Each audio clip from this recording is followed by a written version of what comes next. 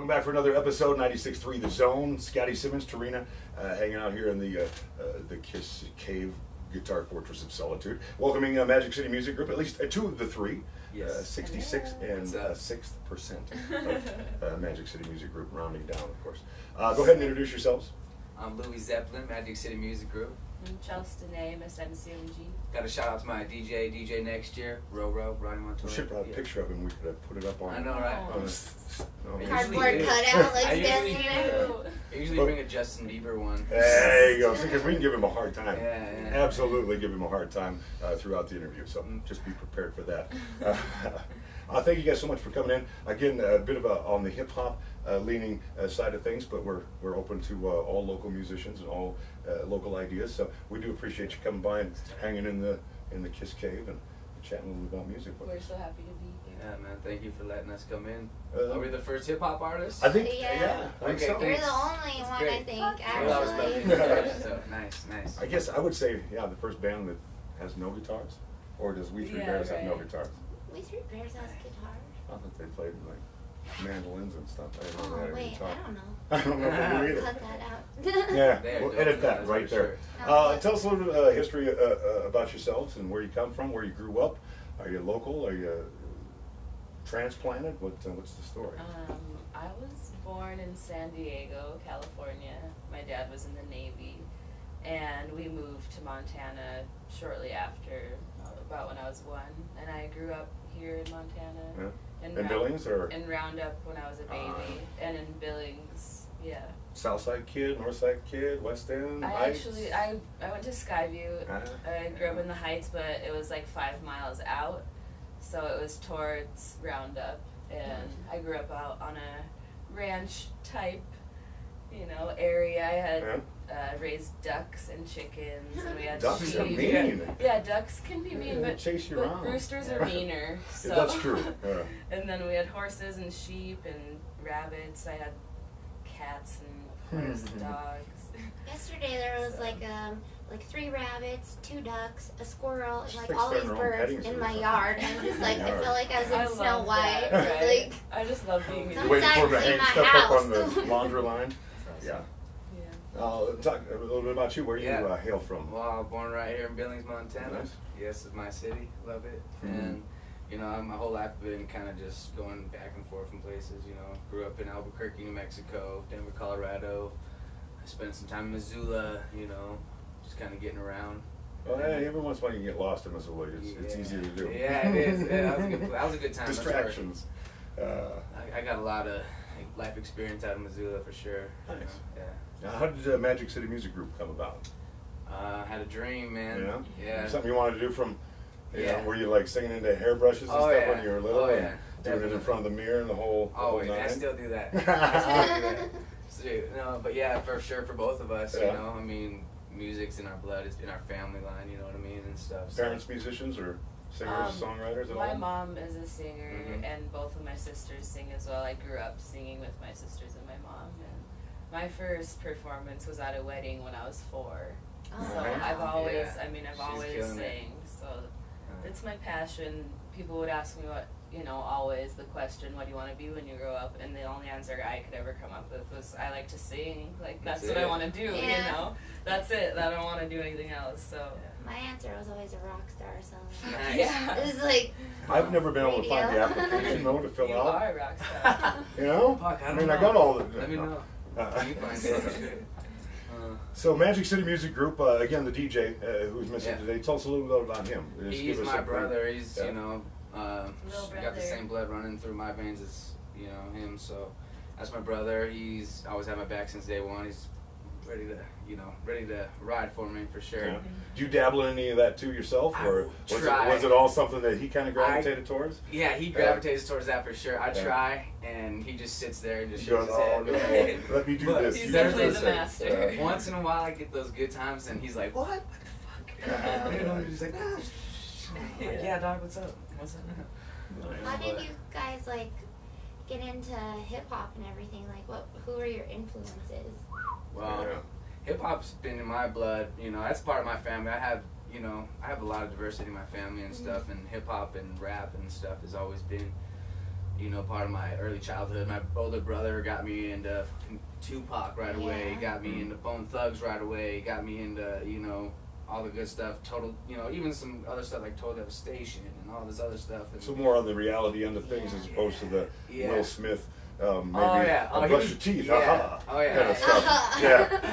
No, I mean, I like that's valid too, because obviously it's entertainment, and any entertainment, anything that evokes emotion is good. But but you're more into the reality end of things. That I don't know, but they call it gangster rap, it kind of or reflects in my music a little bit too. You know what I mean? Like I take my music very seriously. You know what I mean? And you know the way I write and stuff, I take it really seriously. But it's always been in my blood, man. You know, rap, hip hop, my cousins, everybody. You know. Well, let's talk a little bit about the music. Do you do most of the writing, or do you do your own writing? Do you write your own stuff? So did you ever write anything for each other? And have you got to that point yet, to where you know each other? Choruses together, songs, but we each write our own verses. Yeah. You know. Is it something? Is it spur of the moment kind of ideas stuff? Off each other. You know, is it freestyling? Yeah. I mean, we talked a little bit about it, but you gotta live life. It just depends if you. Yeah. Or is it a concept you go in with and you try to get the words out? All day. Definitely. Yeah. You know, you gotta live life, do your crazy shit stuff. You know, crazy shit. First one you wrote for the two of you. First one. We wrote together. We got together. The first song that you could, light it up. Light it up. Yep. Nice. That was in 2010. Yeah, we've been hustling. It was like the late that's end of 2010, you know. Too. So it was. We gave everybody a Christmas present. We dropped a video, light it up, and we hit the streets hard, dude. Like nobody expected it. How old are you guys, if you don't mind me asking? How old do you think we are? We can cut that Stop. out, but... No, how old do you think we are? We're not gonna cut it out. 23, 25. There you go. Wait. What about That's you? close. That's what I thought, like Okay. early 20s. I'm about 40. I'm just kidding. Okay, no, I'm just kidding. Like, I'm 12. No. I'm 25. I just turned 25. Yeah, birthday girl. Oh here. yeah, I Yeah. knew. Yep. So we're both 25. Okay, so who are your If I would have shaved today, I influences? might have gotten away with a little more. Interestingly enough, I grew up on a lot of Christian music. I grew up in a Christian house, and of course, my parents' bands, which is Led Zeppelin and Chicago and the Beatles. It's not. I'm saying I grew up on a lot of that, but other than that, I listened to oldies or classic rock with my dad or I love that stuff like Yeah, that. Beatles are like Yellow Submarine. Exactly. Until I grew up, I really liked ELO too. That was one of my favorites. Electric Light Orchestra. Yeah.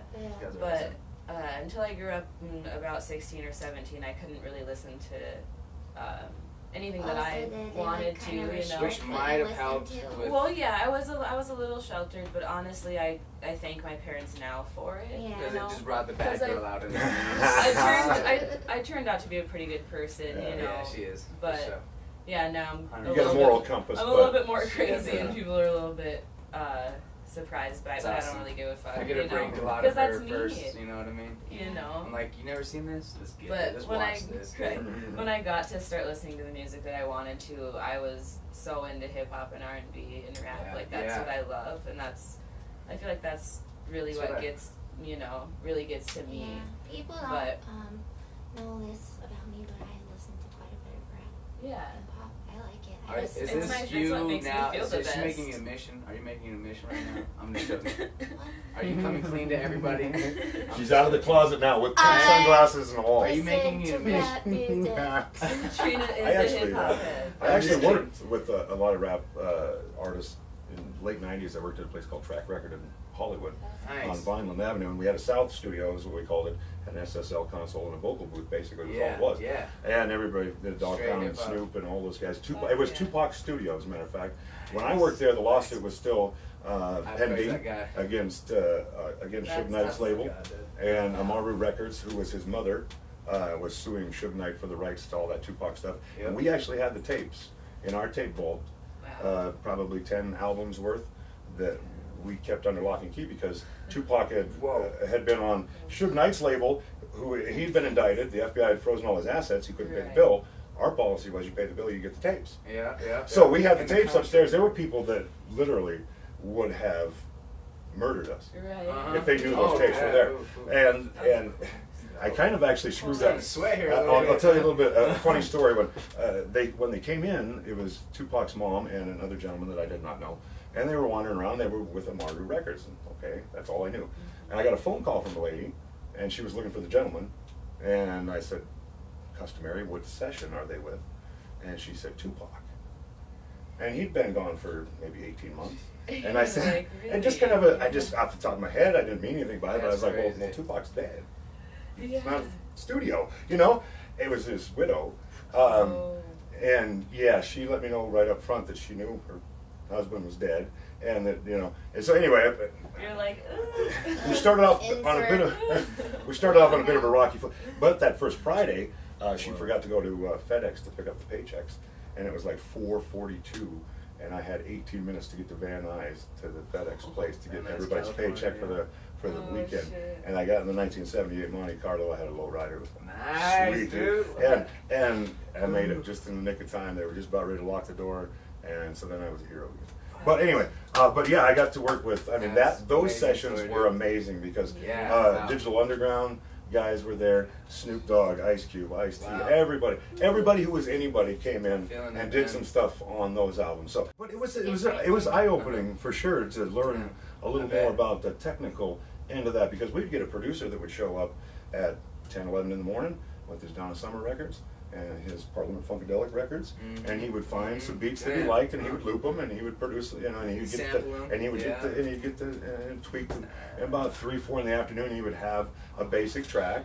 The artist would usually roll in mid-afternoon with a bit of an entourage. They'd play dominoes and smoke more weed than humanly possible. Lifestyle right there. And there's times that you walked right into the South Lounge when you came into our building, and there were times that, I mean, it was like walking into a cloud. Push your way. But yeah, and then the artists would usually they would either write some stuff, or they would just go in the booth, or then maybe one of their buddies has an idea and send him in there, and then we would have a mix down, a rough mix down by early evening. One of the runners would take it to their local radio station, because they had to hook up at some radio station, and especially if it was like Snoop or somebody, and you would give it to the DJ, and he would do it on the hot 8 at 8. Nice. And if it got a favorable response, one track's done for the record. It. If it got a shitty response, throw that one away. We'll start another one tomorrow. Nice. And they could literally do a record in 3 weeks, 4 weeks. John Fogerty was in the other studio from CCR, and it took him that entire time to record one guitar track from one song. So, music industry guys, you know, everybody says, oh, well, rock died. Well, think about it. You can take this artist, they can produce an album in 3 or 4 weeks, and sell 3 or 4 million copies. And then you can take this other artist who's going to take 6 months, 8 months, 10 months of studio time, and he might sell platinum, probably not, probably gold, 750. So what are you going to do as a record exec? The machine. Wow. You're going to sign the dotted line for. I never. Whoa. So, but it was a bit of an experience that I didn't necessarily. I didn't necessarily go searching for that, but it happened to be in my lap, and I learned as much from, you know, those people as I did from the rock people that came through, and cool. You know, learning the dynamics of how that whole end of the industry works, and you know, there's a lot of behind the scenes stuff that people don't know. Whereas, you know, producers that you never hear their name, you know, the songwriters, the people that sit there for 8 or 10 hours and get that stuff together. Well, that's a real big thing in know? hip hop right now. So many people right now are just giving mad love to the producers. You know, producers are actually taking it almost over in a way. You know what I mean? But they deserve it. You know, because that's well in the rock game too. I mean, you can tell a producer's album. I mean, I can tell something that, for instance, Mutt Lange did. If you listen to Heart or Def Leppard or Bryan Adams or AC/DC or any of those bands late 80s, you could substitute any one of them. You could plug the other band in with that song or plug that song into any, and they just all sound the same. So nobody really realizes that, I guess, because it's in little tiny fine print, the producer's name.